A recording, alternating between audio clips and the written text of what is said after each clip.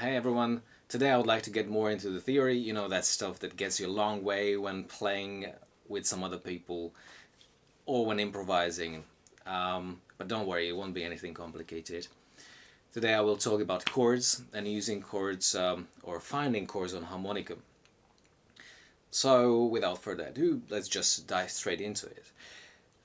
I have a C harmonica with me because it will be the easiest harmonica to explain on, and let's have a look at the chords. You probably already know the chord you have when you start chucking away, you know, the rhythmic stuff on in the second position.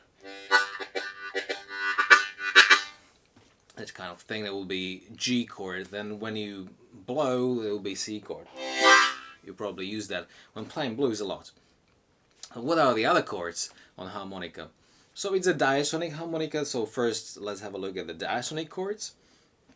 We covered C major, so basically you blow anywhere on harmonica you will have C major.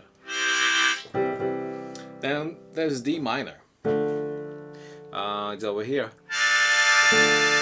4, 5, 6.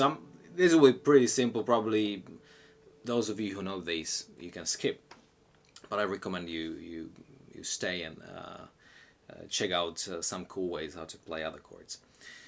Now, the next one, diatonic, will be E minor. Oh, sorry, that's A minor. That will be E minor. We can make it E minor 7. Well, we can't play E minor as such, the whole chord. Or we can do either, because it's E, G, B, you can do E and G. Just do adjacent notes on 2 and 3 below, or we could do, because we have E, G, B, D, and G, B, D is a G chord, and we'll fit over that E minor 7 chord, without the root, of course, which will be played by a bass player, I guess, or someone else, so you don't really need that. So that's one of the ways how to play an E minor 7. Then we have a F major, or you can just do the 3-note chord. It's F, A, C. Again, we cannot do that inhaling or exhaling only, because we need to change the direction of breath. But we have F and A. We can do that on 5 and 6 draw. We could do an F6 chord, that will be with a D. It's also a major F chord. So you also incorporate that 4. Or you could do like F major sharp 11, doing 5, 6 and 7 draw. Giving it a leading character. Another option, if you have F major 7 chord, you could do C and E, or even C, E and G, adding the 9th to the chord. So this will be particularly interesting and important in jazz, for example, if you play kind of jazz voicings of this. Now that's for that's F, and let's do G. We already did that. But G7 will be also adding that 5 or draw. How about A minor or A minor 7? Again, we don't have one direction only chord or voicing, because A is draw, and all the other notes are on the blow side. So we could do the blow. We can do, because we have A, C, E, and G as the 7th. So we have C, G on the top. So we could do that. And then the last diatonic chord will be B half diminished, and that's 3, 4, 5, and 6 draw. Right. So that much for the diatonic chords, and there are more chords actually you can play on the diatonic harmonica. Not the whole chords, probably you will need to leave out the root, or the 5th, or the 3rd, or the 7th, and so on, but it makes sense to have a look at them, because these chords, or these nodes of the chords, are your home base used for improvisations. They are the most important nodes, probably for your improvisation. There are many others, but these are the home base. You know, something that you can always return to and sound good. So, how about some other non-diatonic chords on harmonica, on diatonic harmonica? The first thing that comes to my mind is E major 7, for example. Of course, E flat major 7, sorry. You cannot play that again. But you could do like a octave split on the 7, on the 7th.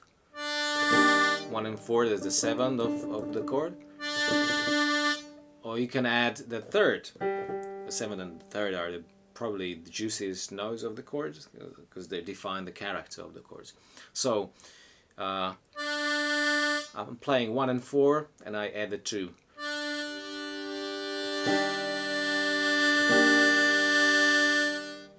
Just blocking one hole in between 2 and 4. Or you can just play 1 and 2 adjacent notes. Works that way as well. Okay, how about some other chords? Maybe there's a B flat. Sorry.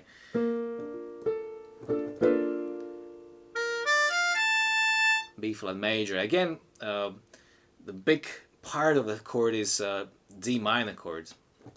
So B flat D F A. D F A is a minor chord. D minor chord.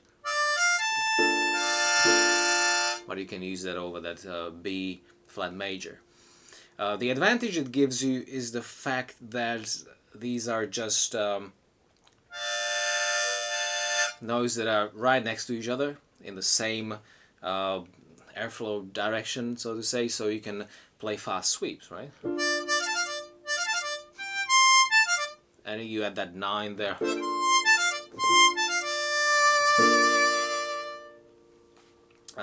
Okay, there are a bunch of more chords. I don't know. How would I play A major? I don't know. A7. Let's do A7. Right. So if A, these are both draw notes. I don't want to bend. I could bend them. It doesn't sound particularly good. But I have that E and G, which are the 5th and the 7th on the top. So below 5 and 6, and you get the chord. I mean, you can do a bunch of stuff like this. For example, if I were to play E major or E7 chord, I'll probably just go again for the 5th and 7th. Yeah, or something like that. You get the idea. Learning these will help you to improvise, help you to accompany someone in a way, creating a mood with the chords. If there's a bass player, you can play the non-complete chord voicings, and it will work very well. You can add extra notes in your voicings, and it will create different moods, different character of the chord. So, and you will always know where to return. It's also a great mental exercise and a way of getting known to your harp. So I highly recommend doing this. And if you don't know how to do that, just drop me a line. There's some contact details below. And also comment, share, and perhaps like if you like the video. If you feel the need, you can also suggest some more topics in the comments. And I'll be looking forward to hearing from you and seeing you in a video again.